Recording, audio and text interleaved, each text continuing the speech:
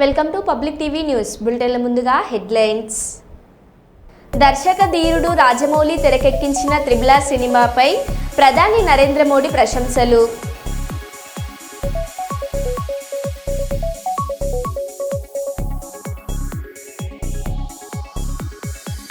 Dial 100కు phone చేసిన వెంటనే స్పందించిన జైపూర్ పోలీస్ అధికారులు.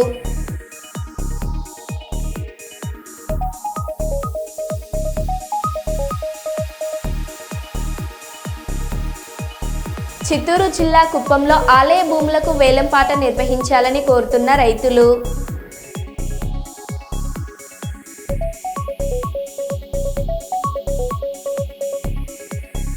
అజ్జీవన్ జీఎం కార్యాలయంలోని కాన్ఫరెన్స్ హాల్లో మీడియా సమావేశం.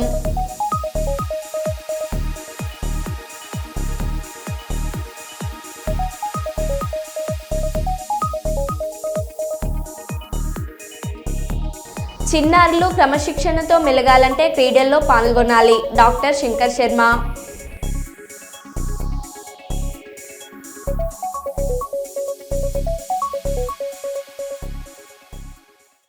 ఇక వివరాల్లోకి వెళ్తే, బీఆర్ఎస్ కార్మిక విభాగం బీఆర్టీయూ ఆధ్వర్యంలో నగరంలో పలు చోట్ల నిర్వహించిన మేడే వేడుకల్లో మాజీ మంత్రి కరీంనగర్ ఎమ్మెల్యే గంగుల కమలాకర్ పాల్గొని జెండాలను ఆవిష్కరించారు.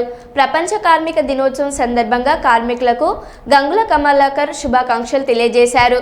కేసీఆర్ సీఎంగా కార్మికుల కోసం అనేక సంక్షేమ కార్యక్రమాలు అమలు చేశారని ఈ సందర్భంగా గంగుల కమలాకర్ గుర్తు చేశారు. ప్రస్తుత కాంగ్రెస్ మోసపూరిత హామీలతో అధికారంలోకి వచ్చి కార్మికులను మోసం చేసిందని ఫైర్ అయ్యారు.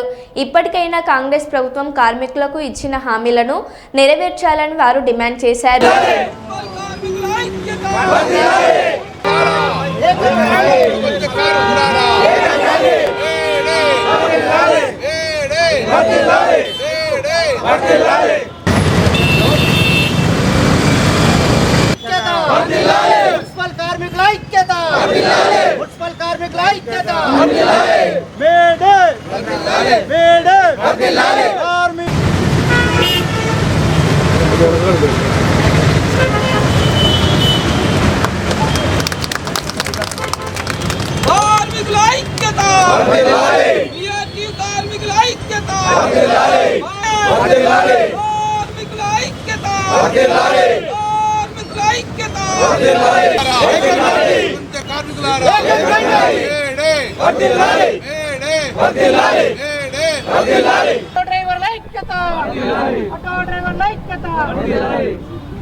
మరి సోదరులారా, మా యొక్క మున్సిపల్ కార్మికులారా అందరికీ నమస్కారం.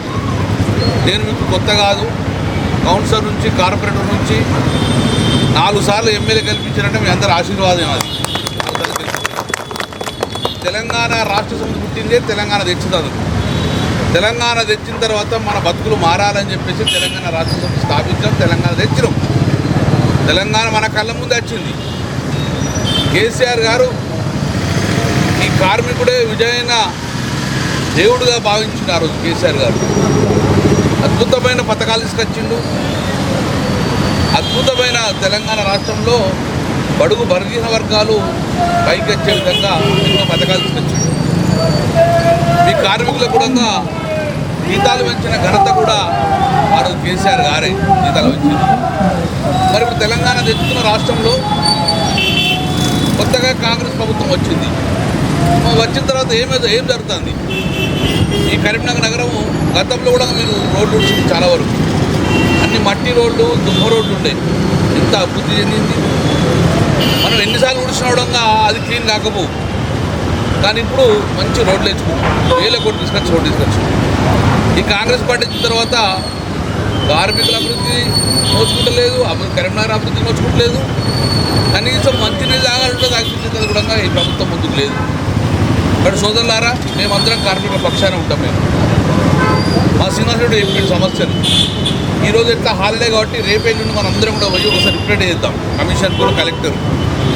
మా న్యాయమైన కోరికలు మీరు ఎట్టి బస్సులో సాల్వ్ చేయాలి. ఎందుకంటే 1,00,000 కోట్లు 1,000 కోట్లు కావు, మన చిన్నవి కాబట్టి మన సమస్యలు మొత్తం పరిష్కరించమని చెప్పి డిమాండ్ చేద్దాం.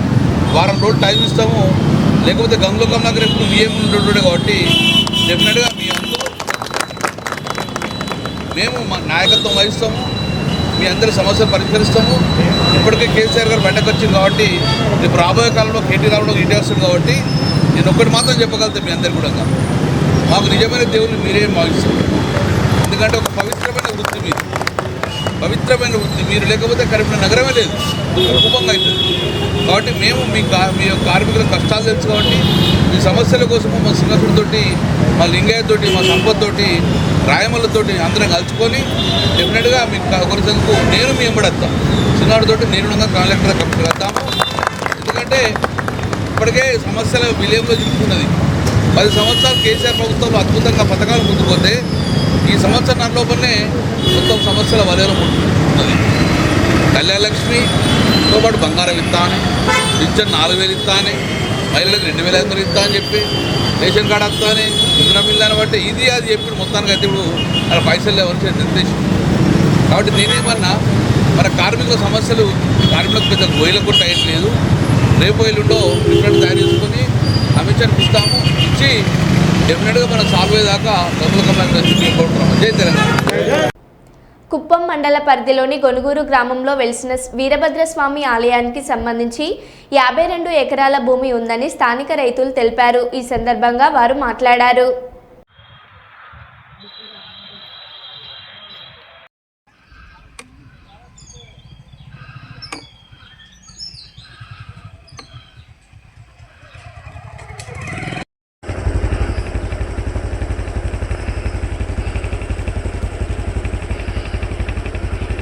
చెప్పేది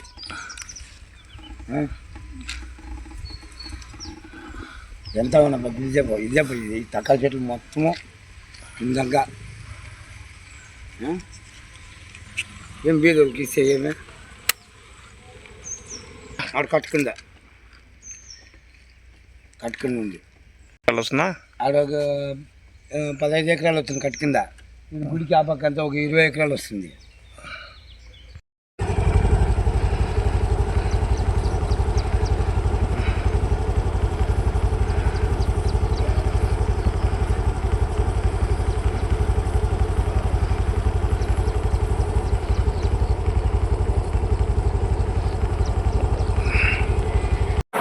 గోనుగురికి చేరిన వీరభద్రస్వామి గుడికి చేరిన మాన్యము 52 ఎకరాలు ఉంది టోటల్గా. దాంట్లో పూజలకు 10 ఎకరాలు 12 ఎకరాలు ఇచ్చినారు. ఇంకో మిగతాది 10 ఏళ్ళు అవుతుంది యాక్షన్ పెట్టి.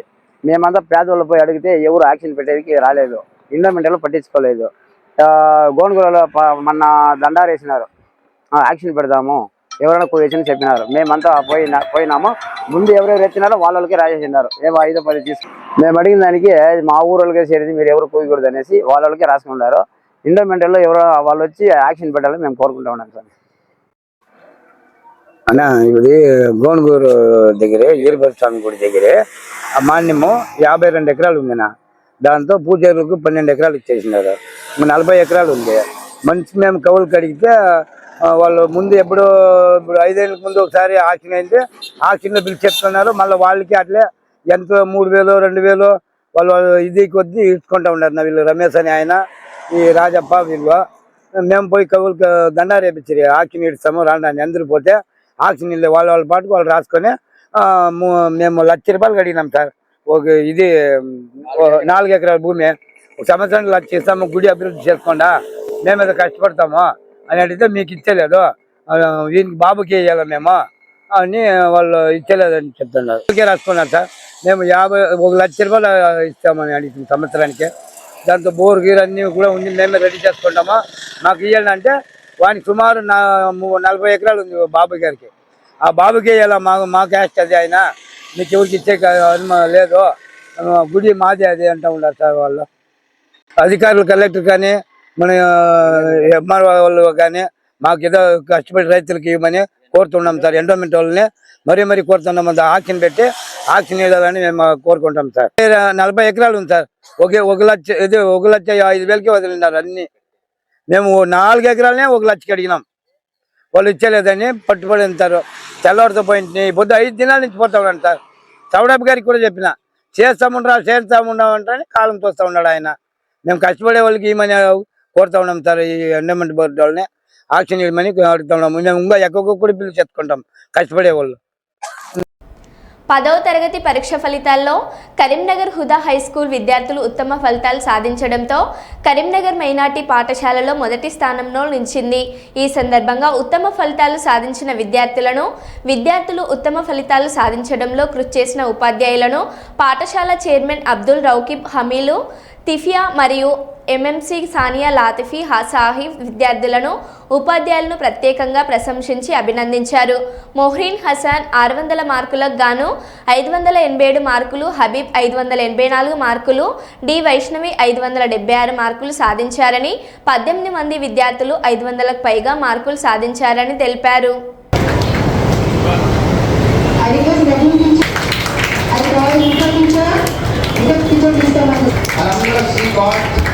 Lectureship in the government sector now.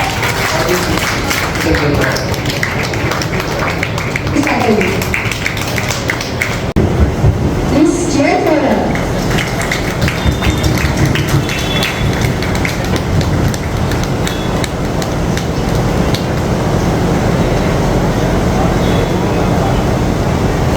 Congratulations, Amar.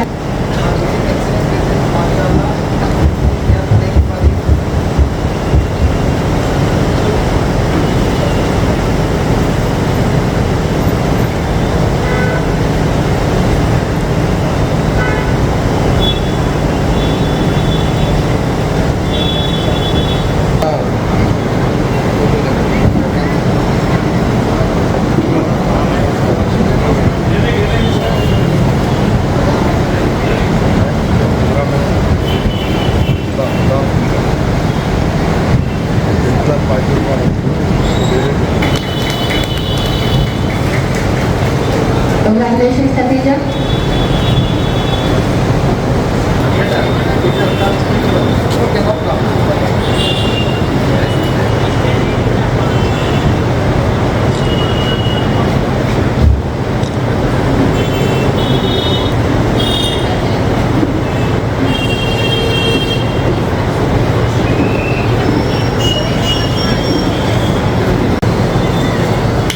Alina Mehri, please Billa.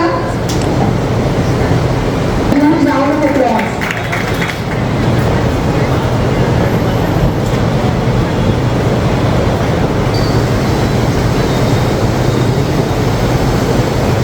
Hudha High School, Karimnagar. I welcome all the reporters at this moment. Alhamdulillah, we have got excellent results in the state and the district level. We have got the 9th rank in the state level and the 3rd rank in the district level out of 533 schools. Around 533 schools, we have got the 3rd rank in the district.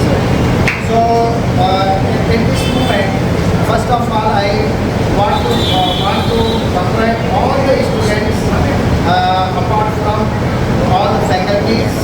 So, especially the credit goes to all the teaching faculties of 10th class and the leaders, principal madam, vice principal, coordinator and all the in-charges of 10th class and especially the 10th class students. And at this moment, I congratulate all the parents also. Parents of 10th class have also cooperated very well. We are very thankful, especially they have sent their students with the study hours regularly. So this is the achievement of High School for this academic year.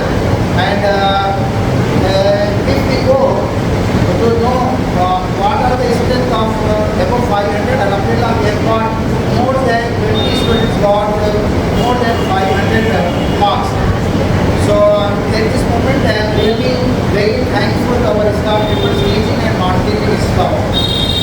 High School has the 2 campuses separately.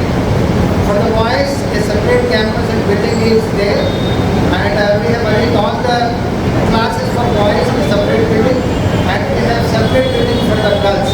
So this is the full movement for all the parents of Karimnagar. We are invited to get admissions at this moment.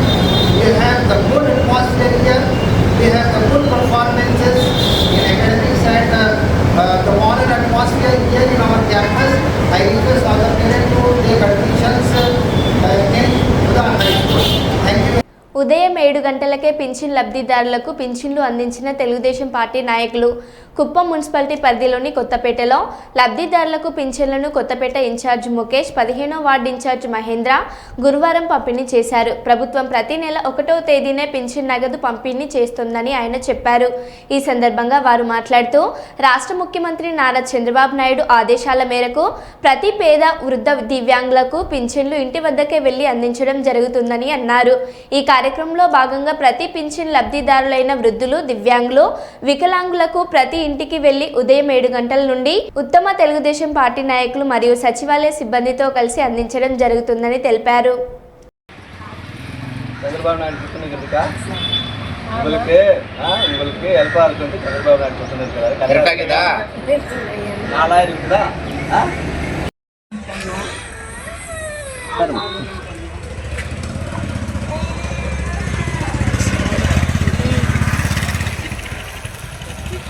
ಕಾಸು number ಗುರುಗಳು ನಂಗೆ ನಿಕ್ಕಿ number ವಂಡಿಲ್ಲ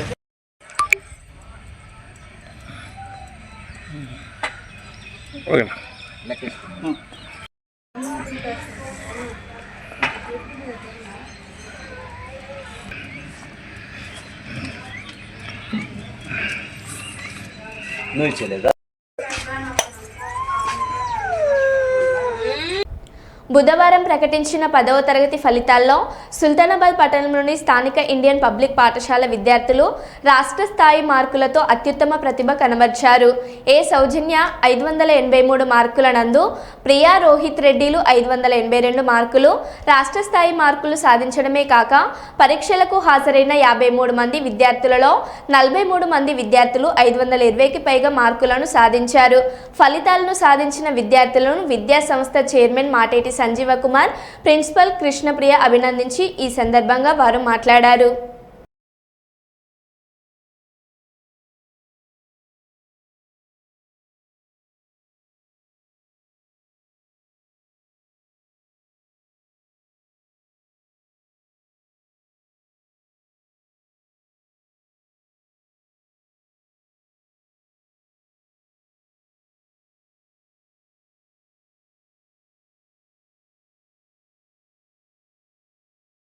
So yesterday our TS government has announced 10th results, wherein from our Indian public school our student Saujanya secured 583 marks, which are the top highest marks.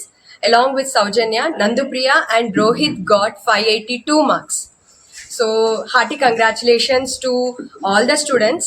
We are very proud to announce that out of 53 students who has attempted for the exam this year, 43 students secured 520 and above marks, and all are pass. That is another great achievement. 100% result is there. So this itself shows that how in our school we, the management, teachers, are very particular about each and every student, not just only the toppers. So getting 520 above marks for 43 students is a very big achievement. So definitely we are very happy for that. Here I would like to thank my management for continuous their support and guidance, and my teachers' hard work, and of course my parents. Without them it is not at all possible. Thank you so much parents, and my lovely students who are there with us from the beginning until the end. So hearty congratulations to all. Thank you so much. నిన్న విడుదలైనటువంటి SSC ఫలితాలలో మా Indian public school విద్యార్థులు ఒక ప్రపంచం సృష్టించారు. 583 మార్కులు top rank మా దాంట్లో, అలాగే 582 ఇద్దరికి, 520 కంటే ఏవో మాకున్న 53 మందిలో 43 మందికి 520 కంటే ఎక్కువ వచ్చినాయి. అలాగే 100% పాస్.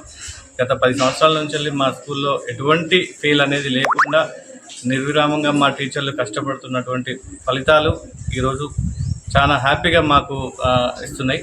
సో మా విద్యార్థులకు కూడా వాళ్ళకి అభినందిస్తూ ఈరోజు వాళ్ళకి ఫెలిసిటేట్ చేయడం జరిగింది. దీనికి సహకరించినటువంటి అందరికీ కృతజ్ఞతలు. Thank you. First of all, I'm very happy for securing 583 marks, and it was highest marks in our school. I'm very happy and my parents are very happy. First of all, I thank my teachers to to support me in every situation. They guided me a lot, and thank you for everyone, and thank you for management. Thank you. కర్నూలులోని పెద్ద market వద్దనున్న శ్రీ లక్ష్మీ నరసింహస్వామి కళ్యాణ మండపంలో ట్వైకాండో వేసవి శిక్షణ తరగతులను doctor Shankar Sharma ప్రారంభించారు. ట్వైకాండో శిక్షకుడు వెంకటేశ్వర్లు ఆధ్వర్యంలో చిన్నారులకు ట్వైకాండోలో శిక్షణ ఇస్తున్నారు. ఈ వేసవి శిక్షణ తరగతులు నెల రోజుల పాటు కొనసాగుతున్నాయి. ఈ సందర్భంగా ముఖ్య అతిథిగా డాక్టర్ శంకర్ శర్మ క్రీడాకారులను ఉద్దేశించి మాట్లాడారు. ప్రస్తుతం ఎండలు ఎక్కువగా ఉన్నందున ఉదయమే మార్షల్ ఆర్ట్స్ ప్రాక్టీస్ చేసుకోవాలని సూచించారు. తల్లిదండ్రులు వారి పిల్లలపై శ్రద్ధ పెట్టి చిన్నతనం నుంచే క్రీడల్లో పాల్గొనేటట్టు ప్రోత్సహించాలని కోరారు. క్రీడల్లో పాల్గొంటే జీవితంలో క్రమశిక్షణ అలవాటు అవుతుందన్నారు.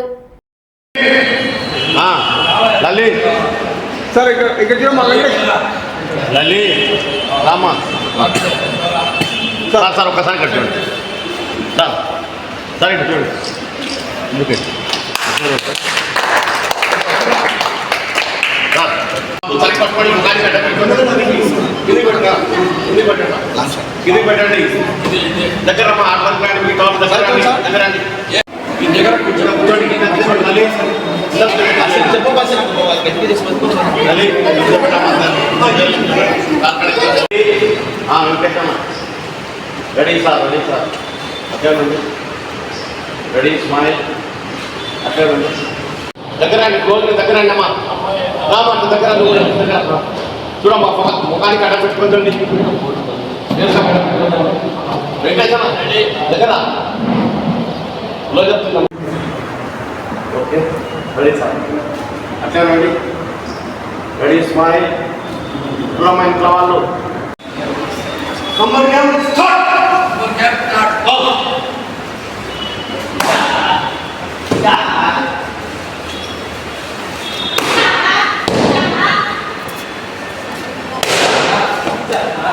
ఆధ్వర్యంలో